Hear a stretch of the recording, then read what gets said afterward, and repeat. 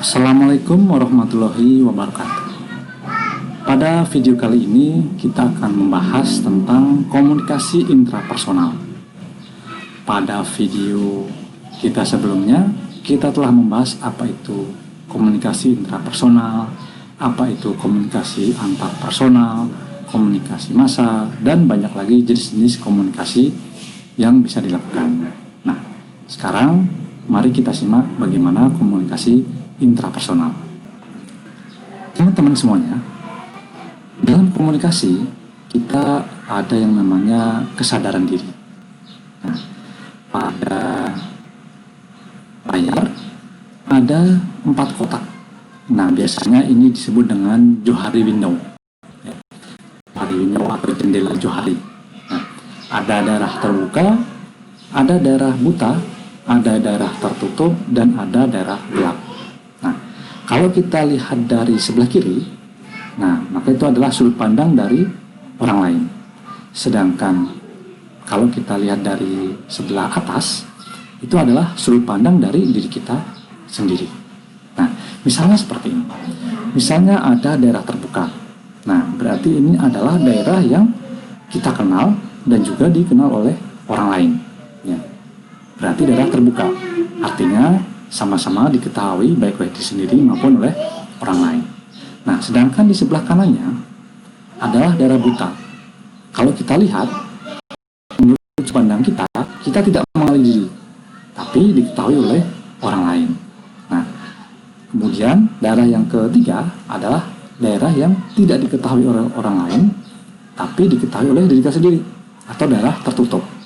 Ya. Sedangkan daerah keempat adalah daerah gelap. Kita sendiri tidak mengenali, orang lain pun tidak mengenali. Nah, mari kita bahas satu persatu ya. Nah, ada daerah terbuka. Ketika kita berkomunikasi, ada daerah terbuka yang orang lain ketahui, kita juga ketahui. Misalnya, ciri-ciri fisik kita, ya, warna kulit kita, raut wajah kita, sikap kita, dan sebagainya. Itu kan diketahui oleh diri kita, ya, kita senyum ya. Kemudian ciri-ciri fisik kita, ya kita tahu, gitu. Dan orang lain juga tahu. Gitu.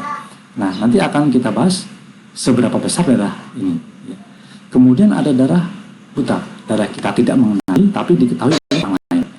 Misalnya, ketika kita kaget, gitu. Ketika kita kaget, apa reaksi dari kita? Ya. Kita setelah tidak sengaja, tidak mengenali diri, ya, kita berubah raut mukanya tanpa kita sadari. Nah, ini diketahui oleh orang lain, tetapi tidak diketahui oleh diri kita sendiri. Atau mungkin juga misalnya ketika kita berbicara,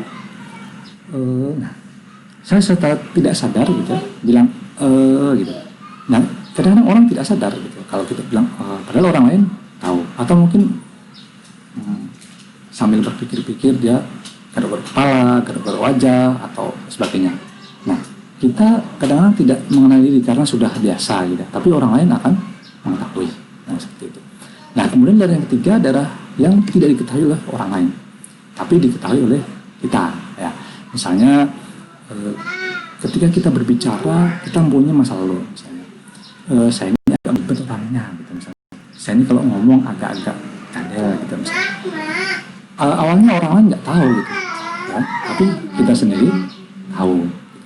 Atau dalam suatu pembicaraan ada daerah yang ada informasi-informasi yang kita tahu tapi kita masih menutupinya, belum terbuka, kan? Misalnya kita asalnya dari mana, gitu. Kita sekolahnya dulu di mana, gitu kan? Nah, kita tahu, tapi orang lain tidak tahu. Nah, kemudian terakhir ada namanya daerah gelap. Kita tidak tahu, orang lain tidak tahu. Seperti apa?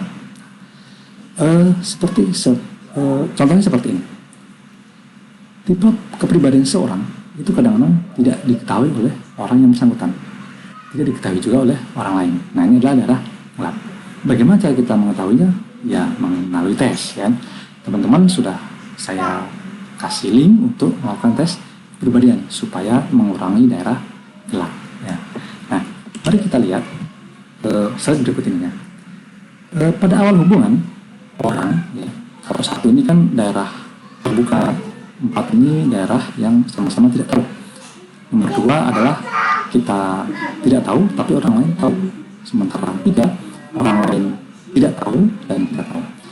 Awalnya darah terbuka ini sedikit. Ya. Ketika misalnya bertemu dengan seseorang di jalan, bertemu dengan seseorang di mall, bertemu dengan seseorang di kendaraan umum, maka orang hanya mengetahui fisik kita. Apakah rambut kita hitam, apakah wajah kita berkulit putih, berkulit sawo matang, dan sebagainya. Mata kita pakai kacamata atau tidak. Nah, sedikit sekali darah terbuka. Darah tertutupnya sangat banyak. Mereka tidak tahu, kita pun tidak tahu, gitu kan, apa yang akan terjadi. Sementara darah yang separuh-separuh ya, orang lain tahu ataupun tidak tahu, orang lain tidak tahu, itu juga sedikit. Nah, lama-lama setelah kita berbicara, katakanlah berhubungan dengan seseorang gitu ya, di kendaraan umum gitu, masing-masing saling bertanya kan, asalnya dari mana gitu, mau kemana gitu. Nah, akhirnya dia membuka diri. Nah, darah terbukanya semakin banyak ya. Oh, saya ini aslinya dari Tangerang, saya kuliah di STAN. Oh, tahu. Akhirnya lawan bicara kita pun juga bicara, oh iya, saya juga mahasiswa, saya tingkat semester 5, sama-sama gitu ya. Nah, akhirnya darah terbukanya berkembang. Apalagi kalau ada kesamaan ya. Misalnya sama-sama asalnya dari yang sama. Iya, darah mana gitu kan. Sama-sama dari Semarang misalnya. Oh, darah mana? Saya dari sini, dari sini. Nah, akhirnya jendela yang terbuka itu akan semakin luas. Area terbuka akan semakin luas. Nah, setelah kita mengetahui Johari Windows, apa yang kita lakukan? Kita bisa lihat bahwa sebetulnya seorang manusia itu ada kalanya dia mengenal dirinya, ada kalanya dia tidak mengenal dirinya, ada kalanya dia diketahui orang lain dan tidak diketahui orang lain. Nah, dalam berkomunikasi akan dapat terjalin dengan baik ketika orang itu saling mengenal, baik itu mengenal diri maupun mengenal orang lain. Berarti akan lebih baik ketika darah terbuka ini semakin besar ya. Dan juga termasuk darah yang buta atau darah yang kita tidak mengenal diri ini juga diperkecil. Nah, mengapa seperti itu? Misalnya begini, kita dalam berkomunikasi kadang-kadang kita merespon hal yang tidak terduga. Nah, atas hasil respon itu kita tidak tahu ya, karena itu darah buta kita. Misalnya ada kita ngobrol, kemudian teman kita bilang, kok kamu gitu sih? Padahal kita nggak sengaja kita merespon seperti itu. Nah, itu daerah buta. Nah, kita harus mengungkapkan diri kita untuk mengurangi darah-darah yang tidak diketahui. Nah, bagaimana caranya? Nah, bisa ini menumbuhkan kesadaran diri. Artinya kita harus bisa membuka diri bahwa kita ini bisa lebih membuka komunikasi. Bagaimana caranya? Yang pertama adalah dialog dengan diri sendiri. Dialog dengan diri sendiri bisa dibilang gini, misalnya kita ngobrol, sebenarnya aku ini seperti apa sih? Oh, aku ini seorang yang pendiam, misalnya. Oh, aku ini seorang yang aktif ya. Nah, bisa juga ditulis ya, saya adalah seorang yang introvert, saya adalah seorang yang ekstrovert, saya adalah orang yang pemarah. Nanti lama-lama akan muncul, oh ternyata begini. Nah, akhirnya itu punya cara. Karena saya seperti ini, bagaimana saya bisa menyampaikan ke orang lain dengan baik ya? Karena setidaknya kita mengetahui kekurangan diri. Nah, gitu ya. Karena dengan dialog dengan diri sendiri. Nah, yang kedua adalah mendengarkan. Apa mendengarkan maksudnya? Mendengarkan, misalnya kita berkomunikasi dengan orang lain, kemudian ada orang mengomentari ya, feedback. Tadi kamu kok ngomongnya kayak orang marah-marah sih? Padahal kita nggak marah-marah, kita ngomong biasa aja gitu. Nah, ternyata logat kita, gaya kita seperti orang marah-marah ini masih dalam peta Johari Windows yang kita tidak tahu, kita yang buta. Nah, dengan mendengarkan akhirnya kita tahu dan kita bisa membuka diri. Nah, seperti ya. Nah, kemudian mengurangi darah buta sama seperti dia. Apa sih yang kita tidak tahu? Nah, kita coba gali. Misalnya, oh saya ini kalau bingung sering garu-garu.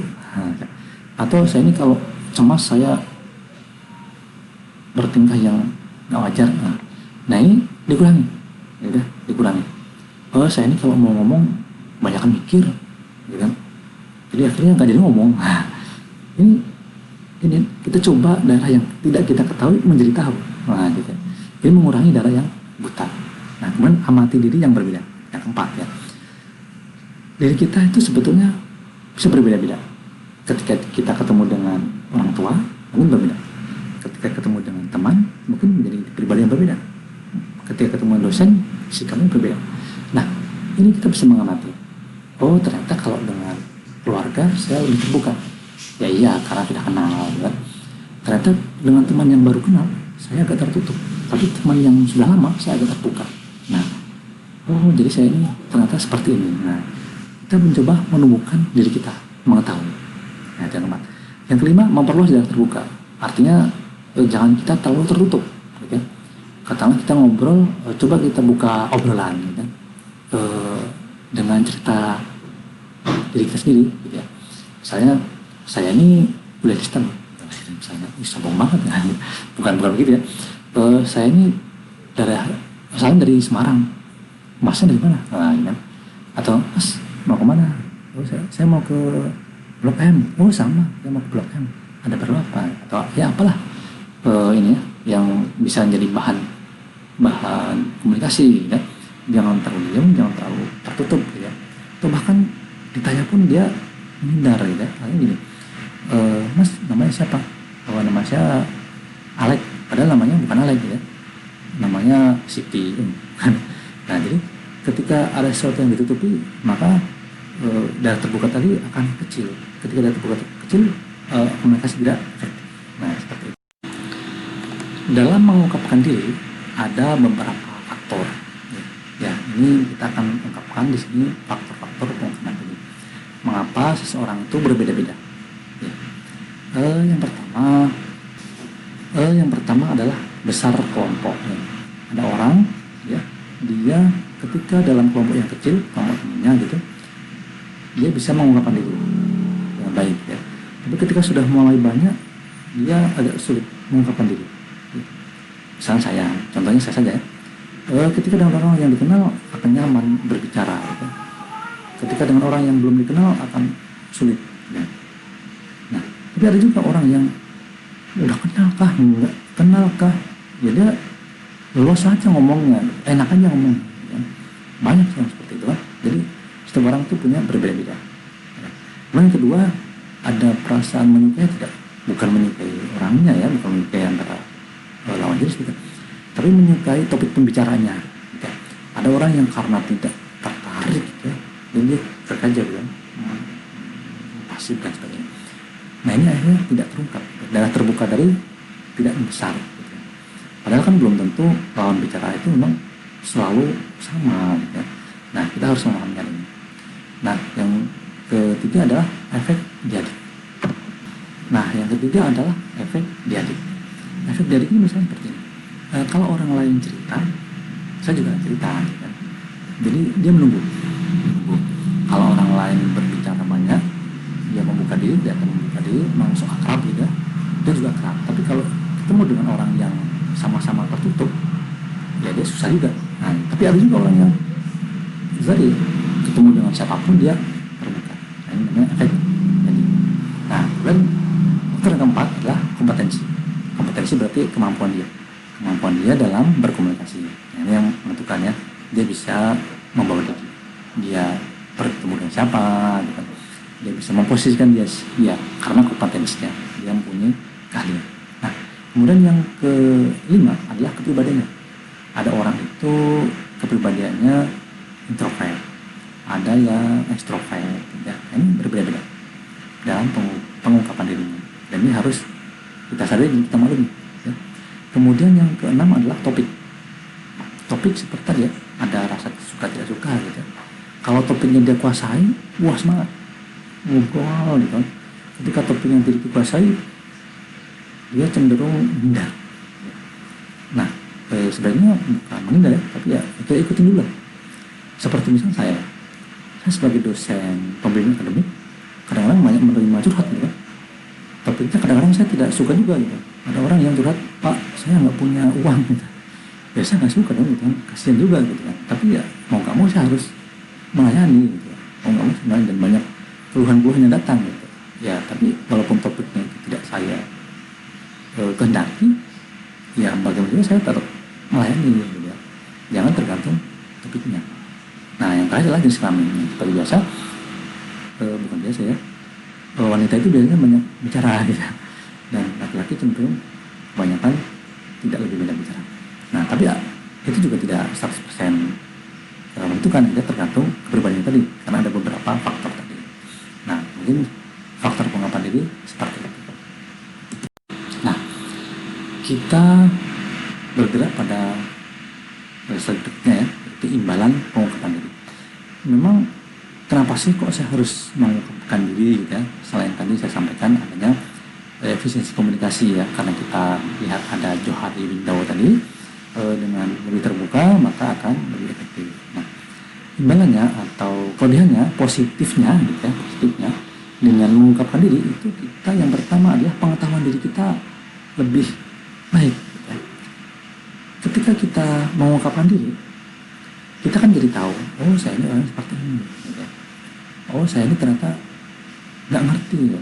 Misalnya gini, kita diajak ngobrol dengan topik A, topik B, topik C, nah kemudian kita berusaha untuk melakukan pengungkapan diri ya, melayani komunikasi dengan seperti tadi ya, yang sebelumnya ya, tadi kompetensi ya, kepribadian, karena topiknya gitu.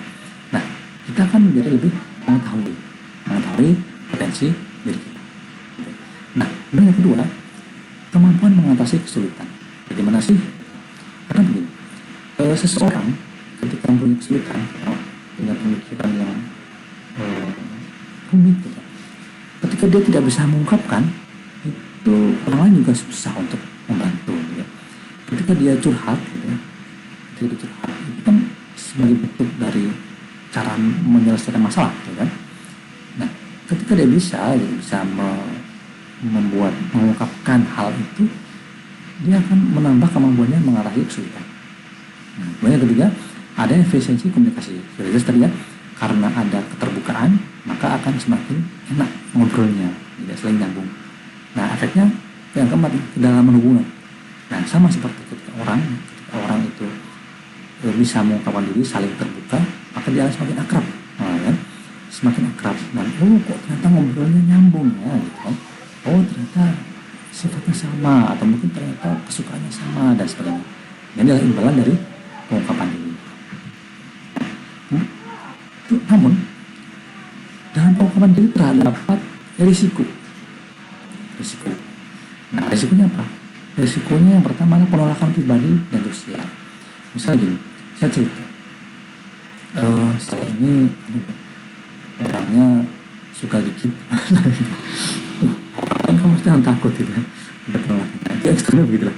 Pertanyaan, kamu orang mana sih? Saya orang dari Saraba, atau mungkin saya latar belakangnya ini. Itu punya risiko kan? Wah ini orangnya jadi nggak suka dong gitu. Saya ini kalau tidur mendengkur misalnya.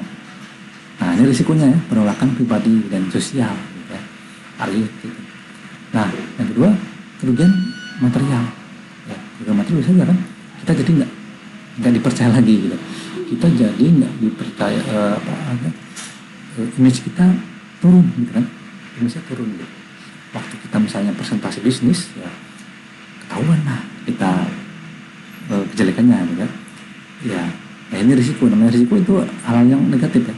Nah ketiga, kesulitan interpribadi ya, ketika kita membuka diri, nah, ketika kita mencari, ada orang yang bahkan tidak percaya pada diri sendiri, bahkan dia kecewa dengan diri sendiri. Nah bisa jadi seperti itu, tapi ini ranahnya psikologi ya, bukan hanya komunikasi ya. Saya hanya memandang ini dari segi sisi komunikasi. Nah kemudian ada pedoman mengungkapkan dirinya, misalnya dengan apa sih motivasi kita. Kalau misalnya ya, seseorang laki-laki ketemu dengan seorang perempuan yang disukainya gitu kan, nah ada motivasi ya, saya ingin terbuka lah, biar dia terbuka. Nah ini ada motivasi ya, mengungkapkan diri gitu, misalnya begitu. Atau juga motivasinya yang lain, motivasi motivasinya memang saya ingin ada kerjasama dengan itu, kan motivasi. Nah yang kedua patutan, kita kan punya prinsip, punya pola pikir juga, kira-kira patut nggak sih ini saya ceritakan gitu. Patut nggak sih ini saya berbicara seperti ini. Nah kemudian yang ketiga, pengungkapan diri orang lain ya. Selain kita mengungkapkan diri kita, jangan lupa orang lain juga punya hak untuk mengungkapkan diri. Jangan kita ngomong terus kita ungkapkan diri kita, lawan bicara kita bingung aja kan. Nah enggak, bukan komunikasi yang efektif juga kan. Jadi sama-sama mengungkapkan diri. Nah kemudian terakhir, beban dari pengungkapan diri, kita harus punya pedoman, punya tahu risikonya apa. Tadi yang saya sebelumnya adalah beban dari pengungkapan diri. Nah kemudian yang terakhir dari sesi ini, pedoman menanggapi pengungkapan diri ya, kita harus efektif dan aktif. Ada 4 pedoman. Efektif dan aktif di sini, efektif dan aktif di sini artinya kita mendengarkan dengan efektif dan aktif ya. Kemudian juga kita itu mendengarkannya, nanti kita akan bahas bagaimana cara mendengar yang aktif ya, kan? Mendengar yang efektif. Bahasanya setelah ini. Kemudian dukung pengungkapan itu maksudnya jangan misalnya Allah kamu ngapa sih, bukan ya. Jadi akhirnya orangnya tertolak gitu, akhirnya nggak jadi bercerita deh kan. Nah akhirnya nggak jadi pengungkapan diri. Nah, yang ketiga, menjaga kerahasiaan. Sekecil apapun, kadang orang itu malu ya, kata apa habis tutup. Ada orang yang cocok aja aku habis tutup, ada yang cocok jangan ceritain dong, malu kan. Jadi kita harus menjaga kerahasiaan. Dan yang keempat, jangan memanfaatkan ya, mentang-mentang temennya ngobrol tentang dirinya itu dimanfaatkan untuk hal yang negatif. Nah, demikian video tentang komunikasi intrapribadi khususnya pada pengungkapan diri. Kita akan lanjut pada video berikutnya. Terima kasih. Wassalamualaikum warahmatullahi wabarakatuh.